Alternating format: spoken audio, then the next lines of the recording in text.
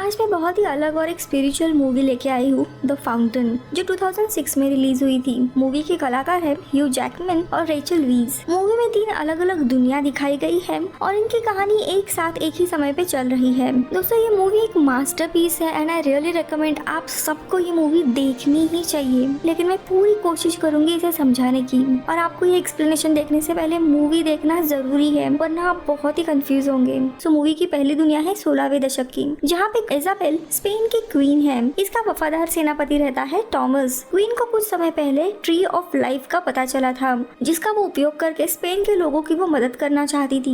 जो भी अपने आखिरी सांसें गिन रहा है, इस ट्री ऑफ लाइफ की मदद से वो जिंदा रह सकता था। लेकिन कुछ पावरफुल लोगों को ये बात पसंद नहीं आती। उन्हें लगता है ये नेचर के खिलाफ है, इसीलिए वो स्पेन पे हमला करते हैं और लोगों को मारने लगते हैं। अब जिंदा रहने के लिए क्वीन को किसी भी हालत में ये ट्री ऑफ लाइफ कहाँ है उसे ढूंढने की जरूरत थी। इसीलिए वो अपने वफादार टॉमस को बुलाती है और ट्री ऑफ लाइफ के बारे में बताती है। लेकिन टॉमस कहता है ऐसी कोई भी स्पिरिचुअल ट्री धरती पे मौजूद नहीं है।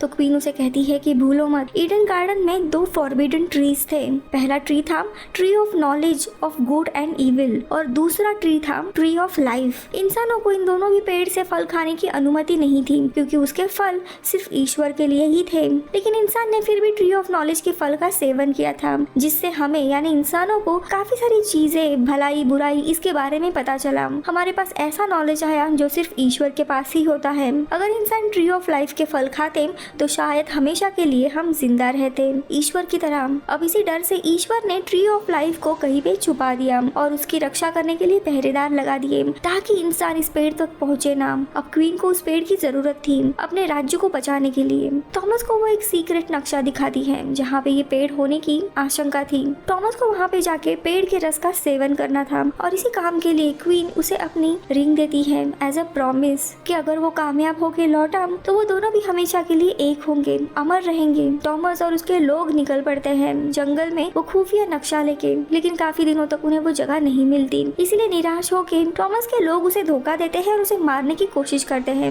लेकिन वो उन सबको मार गिराता है और उसे अपने प्रीस्ट से वो जगह मिल जाती है। वो अपने 2 लोगों के साथ वहाँ पे पहुँचता है। लेकिन तभी मयान संस्कृति के लोग इस पेड़ की रक्षा कर रहे थे। वो उस पे हमला करते हैं और इसके लोगों को मारते हैं, लेकिन टॉमस को वो छोड़ देते हैं। अब टॉमस पिरामिड से ऊपर आता है। ऊपर उसे एक टेम्पल दिखाई देता है। टेम्पल के अंदर जाते ही वहाँ पे मयान सभ्यता का प्रीस्ट रहता है। वो बाहर आता है। वो उसे कहता है तुम इस मंदिर के अंदर नहीं जा सकते। मंदिर में सिर्फ फर्स्ट फादर ही जा सकते हैं, उनके अलावा और कोई भी नहीं। डेथ इज रोड टू ऑ, यानी मृत्यु ये अंत नहीं है, ये एक स्पिरिचुअल दुनिया की शुरुआत है। और वो थॉमस को पेट पे मारता है। अब ये कहानी इधर ही अधूरी छूट जाती है। इसका क्या होता है ये हमें मूवी के अंत में पता चलेगा। अब हम आते हैं अगली कहानी में, जहाँ पे टॉमी क्रियो नाम का साइंटिस्ट अपने पत्नी इजी को बचाने की काफी कोशिश कर रहा है। इजी को ब्रेन ट्यूमर है और इसी कोशिश के कारण वो इजी के साथ समय नहीं बिताता। टॉमी ये सारे अपने एक्सपेरिमेंट एक बंदर पे कर रहा था ताकि उसका ट्यूमर रिवर्स कर सके,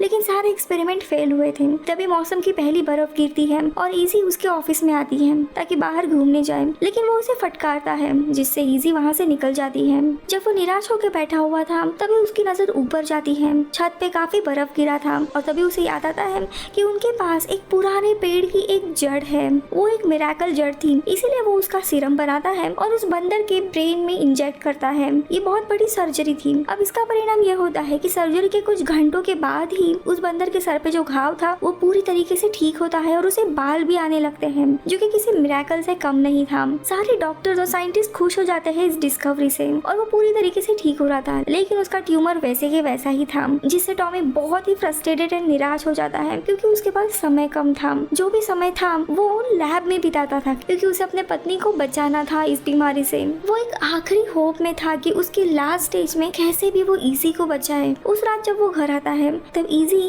तारों को देख रही थी। वो टॉमी को नेबुला दिखाती है जो कि टूटते हुए तारों से ढका हुआ था। आगे वो बताती है कि मयान सभ्यता के लोग इसे शिबाबला कहते हैं, यानी स्पेस में एक ऐसी जगह है जहाँ पे मरे हुए लोगों का स्पिरिट जाता है और टूटते हुए तारे के कारण वो स्पिरिट वापस जिंदा होता है। ये बात सुन के टॉमी हैरान होता है। तो वो कहती है मैं फाउंटेन नाम की नॉवेल लिख रही हूँ जो अभी तक खत्म नहीं हुई है। इस नॉवेल की कहानी स्पेन में शुरू होती है 16वें दशक में और स्पेस में शिबाबला नेबुला के यहाँ पे जाके खत्म होती है। रात में दोनों भी क्वालिटी वक्त बिताते हैं। टॉमी इजी की वही नॉवेल पढ़ने लगता है और इसी नॉवेल के थ्रू हम क्वीन इजाबेल और टॉमस कैसे ट्री ऑफ लाइफ ढूंढने गया था इसकी कहानी देखते हैं। अब टॉमी की आंख जब सुबह खुलती है तब लिजी एक म्यूजियम गई थी अपनी नॉवेल की कहानी के ऊपर रिसर्च करने के लिए। टॉमी भी वहाँ पहुँचता है तो वो उसे हिस्ट्री की कुछ चीजें दिखाती है और कहती है कि ये फर्स्ट फादर की कहानी है। फर्स्ट फादर ने अपना सेक्रीफाइस देके ये पूरी दुनिया बनाई है। उनके नाभि से ट्री ऑफ लाइफ बना है और उनके पेड़ के जड़ों से ही ये धरती बनी है और उनके बेटों ने स्वर्ग में रह के नेबुलाया ने वो शिबाबला ये जगह बनाई है।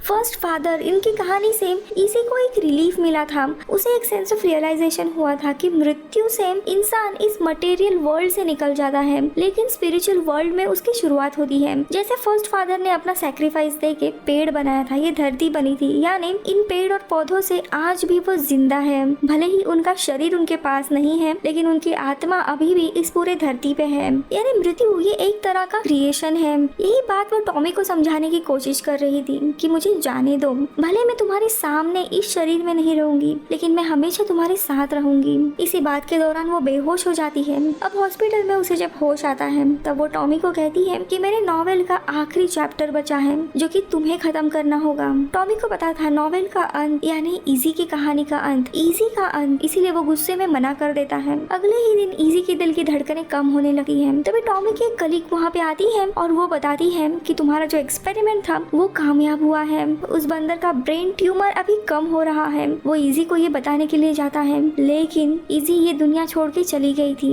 वो उसे वापस जिंदा नहीं कर सकता था। इस बात से वो काफी परेशान होता है, फ्रस्ट्रेट होता है कि जब उसके बीमारी का इलाज मिल गया था तभी वो ये दुनिया छोड़ के चली गई। एक गुस्सा था उसके दिल में। इजी के फ्यूनरल के दौरान वो अपने कलीग को बताता है कि डेथ ये एक बीमारी है और हर एक बीमारी का इलाज रहता है और डेथ का भी मैं इलाज निकाल के रहूंगा। अगले ही दिन से वो अपने लैब में वापस आता है और एक क्योर ढूंढने लगता है कि कैसे वो लोगों को मरने से बचाए। यानी इसकी इस कहानी में टॉमी कभी भी डेथ को अपनाता नहीं है, उससे वो लड़ते रहता है और वो इजी की नॉवेल भी नहीं लिखता। इनफैक्ट उससे अपने शरीर में वो निशान करने लगता है। इजी को वो इस मटेरियल वर्ल्ड में ढूंढने की कोशिश कर रहा था। अब आते हैं तीसरे कहानी की ओर। 500 साल के बाद 2505 साल में ये मोर ऑफ अ स्पिरिचुअल दुनिया है। ये वही टॉमी है जिसने अपने पत्नी को खो दिया था और उसके ग्रेव पे उसने एक पेड़ लगाया था और वही पेड़ लेके आज अपने बबल में वो स्पेस में ट्रैवल कर रहा है। उसे उस पेड़ से खाना और पानी मिल रहा है। उसे स्पेस में वही नेबुला यानी शिबाबला जाना है ताकि उस पेड़ के रूप में उसकी पत्नी को वो वापस रेजरेक्ट यानी जिंदा कर सके, क्योंकि इजी ने उसे बताया था कि जब भी कोई स्पिरिट शिबाबला तक पहुंचता है तब तारा टूटता है जिसके कारण वो इंसान वापस जिंदा होता है। ये पेड़ इजी का स्पिरिट था लेकिन वक्त के साथ वो पेड़ भी मरने लगता है। उसे अपने रास्ते में कई बार इजी की याद आती है जो उसे उसकी नॉवेल पूरी करने के लिए कहती है। तो कभी उसे वो चीज याद आती है कि मौसम की पहली बर्फ वो देखने के लिए कहती है लेकिन हमेशा उसे वो फटकारता है और यहाँ पे भी वो गुस्से में उसे जाने के लिए कहता है। कई दिन चले जाते हैं लेकिन वो नेबुला तक पहुँच नहीं पाता लेकिन और धीरे धीरे वो पेड़ मरने लगता है यानी इजी का स्पिरिट भी चले जाएगा। इससे वो काफी दुखी होता है, वो रोने लगता है। सो दोस्तों ये थी 3 कहानियाँ जो मूवी में हमें दिखाई गई है। ये कहानियाँ अतीत, वर्तमान और भविष्य नहीं है बल्कि तीनों भी कहानियाँ साथ में चल रही है अलग अलग दुनिया में। अब हम कैसे ये तीनों कहानियाँ एक दूसरे से जुड़ी हुई है ये देखेंगे। जैसे पहले कहानी में हम देखते हैं थॉमस ऑलमोस्ट मर जाता है यानी स्पेन पे किसी और राज्य का हमला होता है। तो दूसरी कहानी में इजी मर जाती है और तीसरी कहानी में वो पेड़ मर जाता है। यानी तीनों कहानियां अधूरी है। मरते हुए पेड़ को देखकर टॉमी रोने लगता है, उसका वापस फ्रस्ट्रेशन बढ़ जाता है। इजी के रूप में उसके सामने क्वीन आ जाती है।